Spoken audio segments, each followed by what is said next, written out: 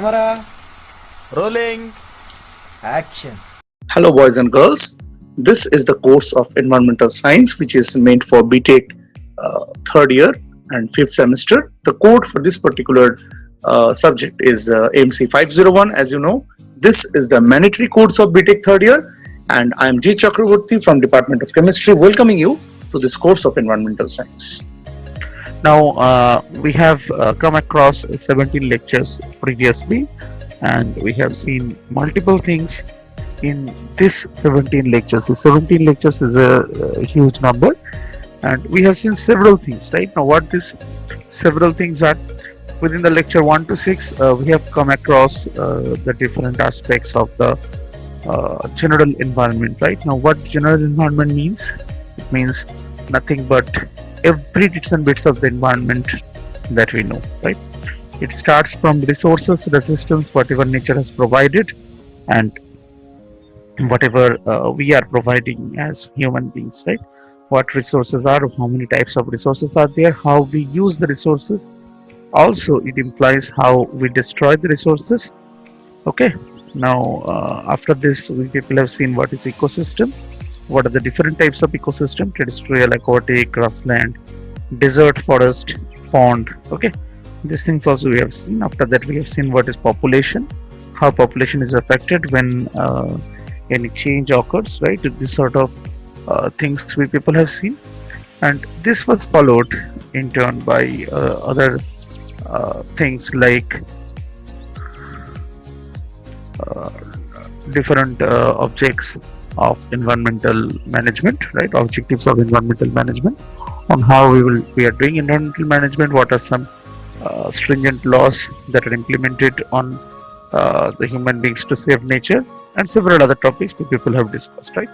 This was 1 to 6. Now, after that, from 7 to 13, we had the second module, that is air and its pollution. Inside that, we have seen what is air, what is atmosphere, what are the layers of atmosphere, okay? And detailed study about the layers of atmosphere have been done, and these have been followed by the different pollutants of air that we people know, right? And primary pollutants, secondary pollutants, okay? And also we people have seen what are criteria pollutants. After that, we have seen what is acid rain, what is smog, right? What is global warming, what is greenhouse effect, ozone layer depletion, each and everything we have studied, right, in the module air. Okay, now we are dealing with the module water, and we have already completed 4 lectures inside this particular module for water, right? So this is the 5th and final lecture of the water pollution part. Let us see what this lecture is having. Now, already let us have a quick recap that what we have studied. In water, we have studied first that what is alkalinity and what is the water quality parameter, right? How water quality is to be checked. After that, we people have seen what is primary treatment, what is secondary treatment. Then we have seen what are pathogens, what are heavy metals, and what is eutrophication. And very important thing, we have seen that what is BOD, how the BOD test is being conducted, what is 5D BOD test, and how BOD is different from COD. Okay. Now, this is the, as I have told you, the 5th and final lecture of water and its pollution, part 5. And in this particular lecture, we are having the highlights like this. First, we people are having hardness of water. Then we'll see types of hardness, that is temporary hardness and how it can be treated. Then we'll see permanent hardness and how it can be treated. And last but not least, we will see alkalinity. Okay. So are you ready? Let us move to the first topic. Okay. Now, as you people can see, it's clearly written. The first topic is hard and soft water. Now, what is hard water? What is soft water? We need to know. Okay. So gradually you will come to know. It may happen that you already know it, but still we will try to know. Okay. So rainwater is almost pure, and it may contain some dissolved gases from the atmosphere, right? Why rainwater is pure? Because it is coming directly from the clouds, purest form. Okay, but what happens whenever it is coming from the clouds? It passes air, and in air different type of gases are present. Okay, so it passes those gases whenever it travels through the air, right? That's why it is written it may contain some dissolved gases from the atmosphere. Okay, Now, being a good solvent, when it flows on the surface of the earth, it dissolves many salts. Yes, water is the best solvent available. So, whenever it is flowing the surface, what will happen? Different type of salts that are present on the earth's surface will get dissolved in this particular water. Okay. Now, presence of calcium and magnesium salts in the form of hydrogen carbonate, chlorides, and sulfates in water makes water hard. Now, if calcium and magnesium, hydrogen carbonates and chlorides and sulfates are present in water, then we'll say the water is hard. Okay. Now, hard water, how we can see? By simply seeing a sample of water, you cannot say that whether calcium or magnesium are present or not. But we can predict whether the water is hard or not. How? See, hard water does not give lather with soap. So whenever you will take some soap and you will try to apply that particular soap with water, you will rub it out, no lather you will get, right? Then you will understand that the water is hard. Now, water free from soluble salts of calcium and magnesium is called soft water. It gives lather easily with soap. Hard water forms scum that is precipitated with soap. Yes. Why it does not form lather? Because it forms scum, right? Now, what is scum? We need to see using a particular reaction. Now, basic constituent of soap is sodium stearate, that is C17H35 COONA, right? Sodium stearate is this particular thing. Reacts with hard water to precipitate calcium magnesium stearate. Now, this is the calcium magnesium stearate, as you people can see. This is the gummy mass which is precipitated and is called scum, right? It is therefore unsuitable for laundry. What is unsuitable? Hard water is unsuitable for laundry, and it is harmful for boilers as well, because the deposition of the salts in the form of scale, this reduces the efficiency of the boiler. The hardness of water is of two types, temporary and permanent. But before going into the details of hardness of water, we should see what are the effects of water, right? See, first of all, hard water cannot be used for washing purpose, so it is very much unsuitable for use in laundry, right? Now, why they are harmful for boilers? Because what will happen, they contain different type of salts. So whenever we will use that particular water into the boiler, then what will happen, a thick coating of the salts will be on the wall of the boiler, right? So this will result in a big problem. What type of problem will be there? The efficiency of boiler as well as the inner size of the boiler will be reduced, right? That's why we generally do not prefer the use of hard water inside a boiler. Okay, and this is the main cause, right? Now, as we see that water is of two types, hardness is of two types, temporary hardness and permanent hardness. We'll gradually go to this particular topic and we'll try to understand that what is temporary hardness, why it is caused, and how it can be treated, and what is permanent hardness, how it is caused, and how it can be treated. Okay, so let us go to the next page. Now, as you can see here, first we will see what is temporary hardness. Okay, so let us see. So temporary hardness is due to presence of magnesium and calcium hydrogen carbonate, can be removed by, okay, what is how, when water will be said temporary hard? If the see, basically hardness means presence of calcium and magnesium, right? Now, calcium and magnesium are two metal ions and they cannot be present alone, because we know that ions cannot exist by together. Ions cannot exist by themselves. Okay, we know it very well from our previous knowledge of chemistry that an ion cannot exist independently. So if cation is there, there must be some anion nearby. Okay, this is a rule and we cannot violate it because it's a natural rule. It is a rule of nature. Okay, so ion cannot exist independently. Now we know that hardness, the word hardness basically comes for calcium and magnesium. So whenever hard waters are there, definitely we will imply that yes, it is due to the presence of calcium and magnesium. But how we are going to know whether this particular hardness is temporary hardness or this permanent hardness? How will come to know? It is quite simple. If hydrogen carbonates of calcium and magnesium are present, then it is temporary hardness. And if chloride, sulfate and carbonate, not hydrogen carbonate, chloride, sulfate and carbonates of calcium and magnesium are present in water, then it is called permanent hardness. Okay. So at this moment we are dealing with temporary hardness. So number one method, the first method of temporary hardness removal is boiling, right? Now as we know very well that whenever we boil water, what happens? Some precipitation occurs. So boiling, let us see, during boiling the soluble MgHCO3 whole twice, means magnesium hydrogen carbonate, is converted to insoluble magnesium hydroxide, and calcium carbonate is changed to calcium hydrogen carbonate is changed to insoluble calcium carbonate. So basically two different reactions take place inside water whenever we boil it, and whenever that water contains dissolved salts of not dissolved actually dissolved salts of calcium and magnesium hydrogen carbonate. If a given sample of water contains a dissolved salt of calcium and magnesium hydrogen carbonate, then it is said to be having permanent temporary hardness, right? Now this temporary hardness can be removed by two methods. Two reactions occur actually. In the first method, that is boiling, two reactions will occur, right?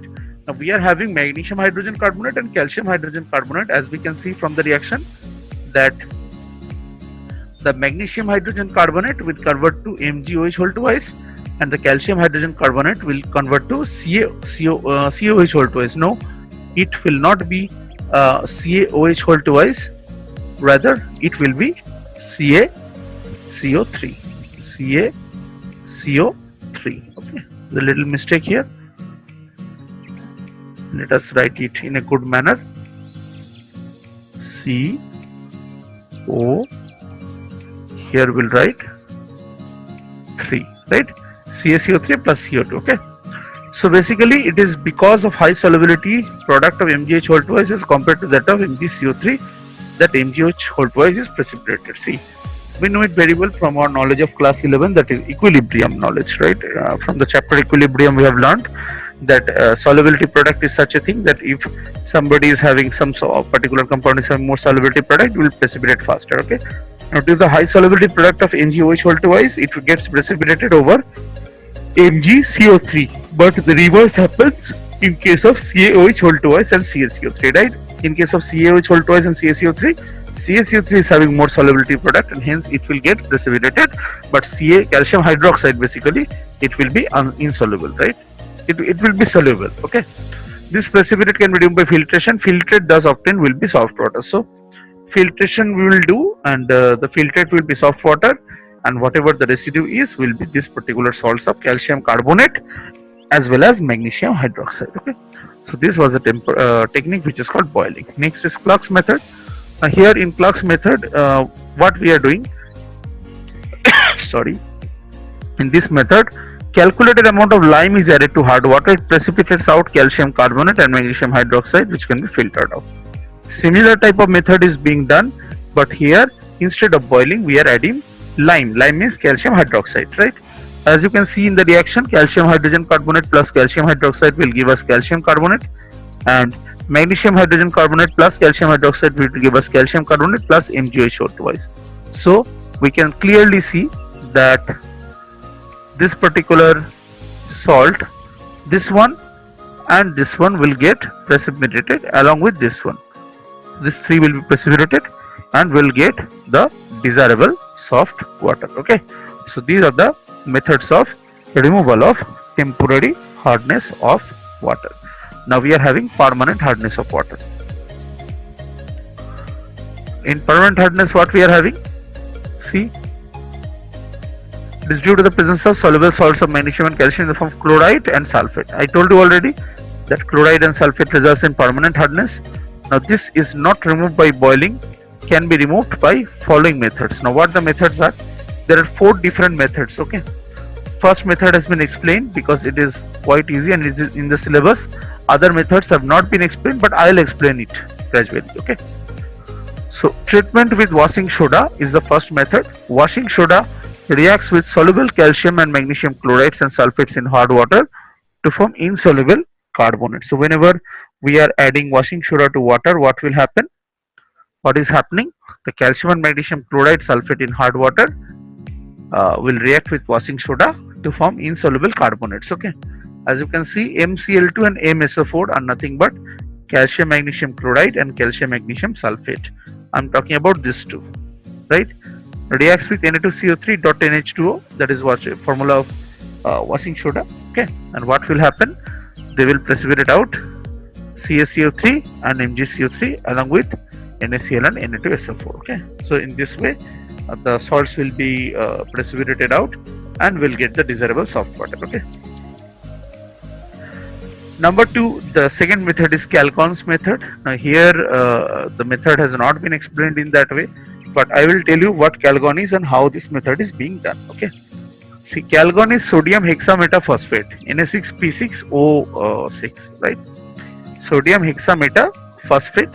Now this particular thing, if added to the hard water, what will happen? It forms complexes with calcium and magnesium. Now once it forms complexes with calcium and magnesium, they will be easily separated out using the complex, and we need to filter that particular liquid. So the complex will be just left behind as a residue, and the filtrate will be our desirable soft water. Okay, this is Calgon's method. Now in ion exchange method, what happens? Ion exchange method and synthetic resins method are more or less similar. Okay, what we are having inside these two methods, in ion exchange method we use an ion exchange column. It is basically column chromatography. We will use an ion exchange column, and we will use maybe a silica gel bed, right, inside that particular column, right. Now what we are going to do, we will add hard water from the top of the particular column. So what will happen? The hard water will be absorbed totally by the silica gel that is present inside the column. Okay. Now what happens? We will add Na plus or sodium chloride solution from the topmost part or from the upper part of this particular column, right. Now what will happen? Na plus will come up, and the pores that were previously bonded to calcium and magnesium, now they will be bonded to sodium because their bonding with sodium is better, right. So what will happen? They will make the calcium and magnesium leave that particular sample. If this calcium and magnesium is left, then what will happen? Our hardness is removed. Okay, so this is the ion exchange method. A synthetic resins method is almost similar to that of ionic exchange method. Here the bed that is used is made up of synthetic resins. Okay, so that is what we people are having towards this particular topic, which are called the removal of permanent hardness of water, right. Okay,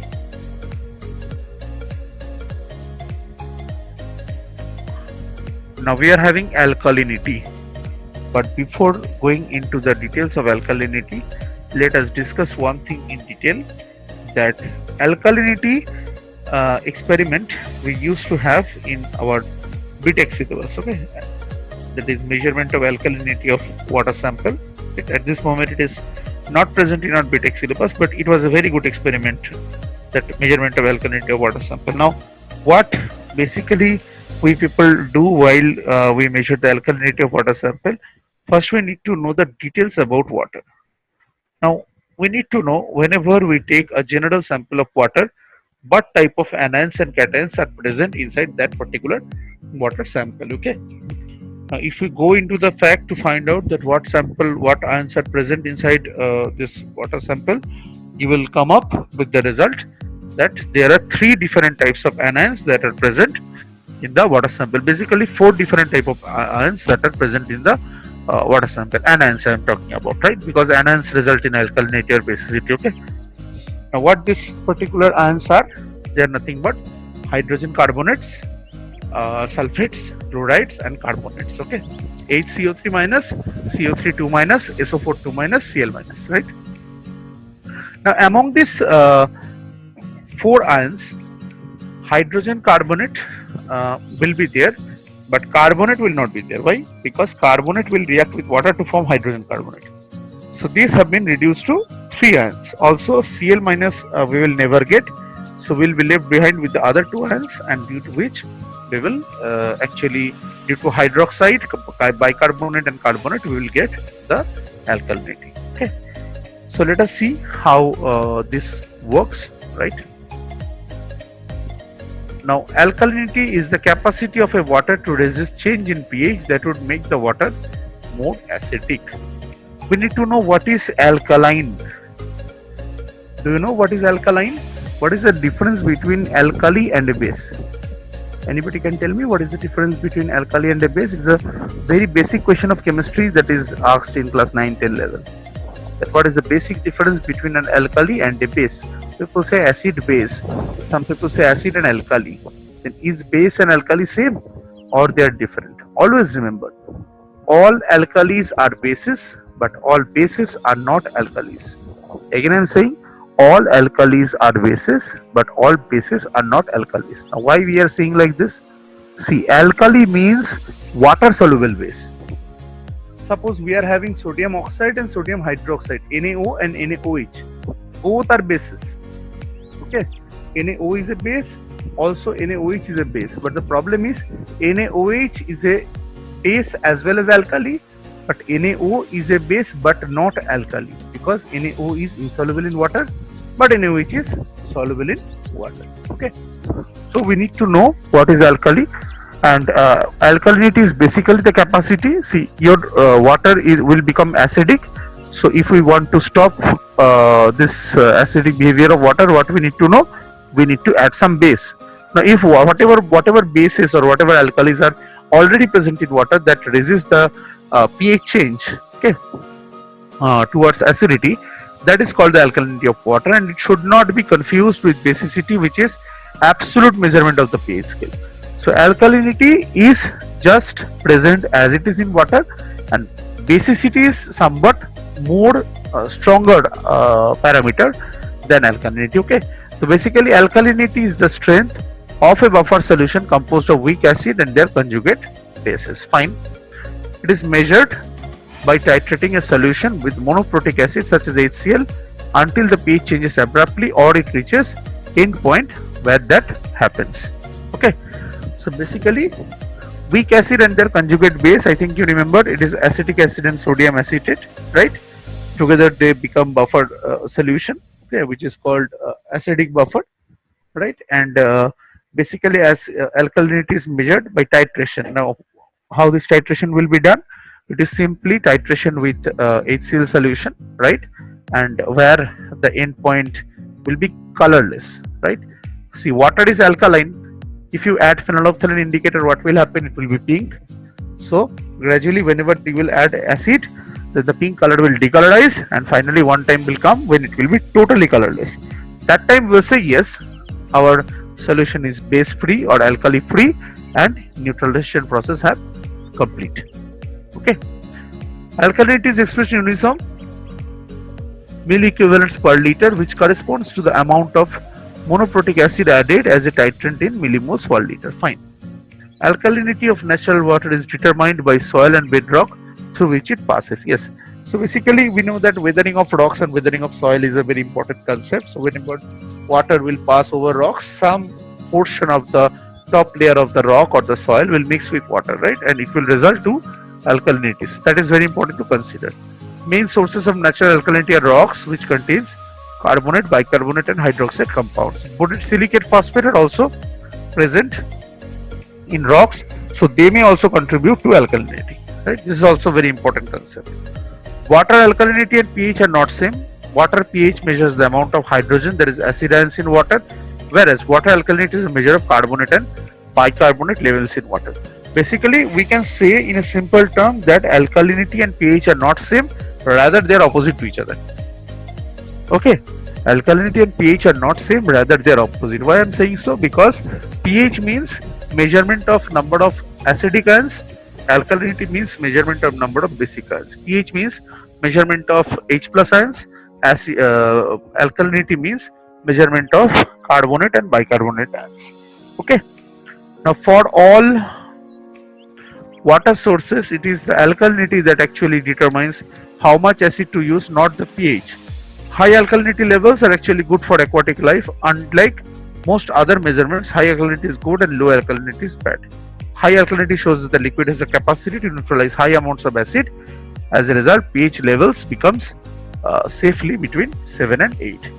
So high alkalinity means nothing but the pH level will be within 7 and 8. So it is preferable if alkalinity is good, the water condition will be termed as perfect for the growth of fishes, right? So alkalinity is basically a very good concept and a very good thing, okay, right? So this was all about the alkalinity and hardness of water. Now in this lecture we people have clearly seen that what is hardness, what is temporary hardness, what is permanent hardness, what is the cause of hardness, how temporary as well as permanent hardness can be removed. And also we have seen what is alkalinity, what is the basic difference between pH and alkalinity, how alkalinity and basicity is different, right? And the good things about alkalinity, that is it is good for fish population and all, right? So that things we will have seen. And with this actually our water module has been finished, right? So in water we have seen multiple things, right? And we have seen what is water, how pollution occurs, and how to control also, that we people have seen in the last lecture. And here we are seeing some important parameters, that is hardness and alkalinity, okay? So thank you so much, and in the next lecture we'll come on with land and its pollution, right? So till then, stay tuned, stay safe and stay healthy. Thank you.